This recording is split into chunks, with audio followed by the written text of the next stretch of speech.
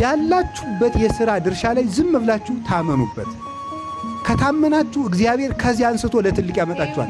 አሁን ሁሉም ሰው እኔ ለምሳሌ ሹፌር ነኝ፣ ግን እንዴት ነው መክሊቴን ማወቅ የምችለው ይላል። ሹፌርነት ላይ ዝም ብለህ ተግተህ ስራ። እግዚአብሔር ከዚያ በኋላ ወደምትፈልገው ትልቅ ነገር ከዚያው እንዴት እንደሚያነስህ ያውቃል።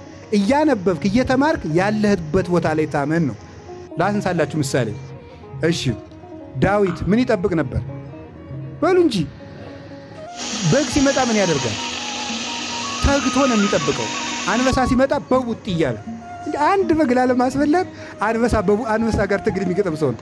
ኦሆ የአንድ በግ ነፍስ አሳዝኖት እንደዚህ ዱላ የሚገጥም ከሆነማ እስራኤልን ጠብቅ ብለውማ እንዴት አድርጎ ይጠብቃል? አድርግና ምን አለው እግዚአብሔር? የእስራኤል ንጉሥ አደረገው። በግ ጥበቃን ካከበርካት ለንጉሥነት ይሾምሃል እግዚአብሔር። ልብ በሉ። ሁለተኛ ሙሴ ምንድን ነበር? ምን ይጠብቅ ነበር? በሉ ንገሩ እንጂ። በግ በምድረ በዳ ኦሪት ዘጸአት ምዕራፍ 3 ላይ ተመልከቱ። በግ እየጠበቀ ለዚያውም በስደት ሀገር የአማቱን በግ ነው የሚጠብቅ። ወይኔ የአብርሃም ዘር የይስሐቅ ዘር የያዕቆብ ዘር በግ ጠባቂ ሁኜ ልቅር ይሁን፣ እሱም ይቅር። በማደጎ የፈርዖን የልጅ ልጅ ነው። ቤተ መንግሥት እቀማጠል የነበረ ሰው እዚህ በግ ስጠብቅ መዋል በምድያም አላለም። በጎቹን ተግቶ ሲጠብቅ እግዚአብሔር በነበልባል ተገለጠለን። ያለችህን ሥራ ካከበርካት እግዚአብሔር ከዚህ በኋላ ምን አደረገው?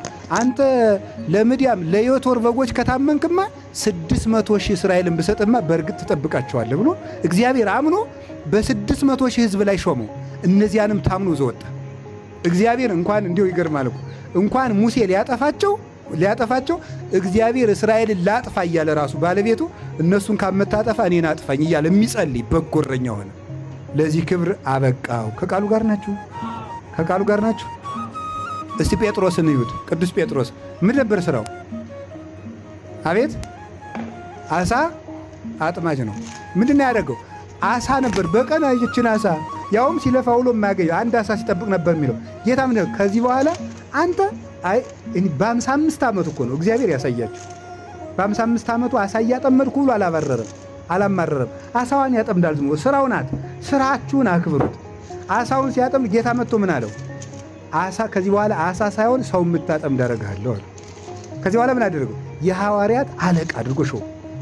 በጥቂቱ መታመን ማለት ቅዱስ ጎርጎርዮስ ገባሬ መንክራት እንደሚተረጉም በጥቂቱ የታየ በብዙ ይሾማል ማለት በምእመንነት ከታመንክ ዲቁና ይጨመርልሃል። በዲቁና ከታመንክ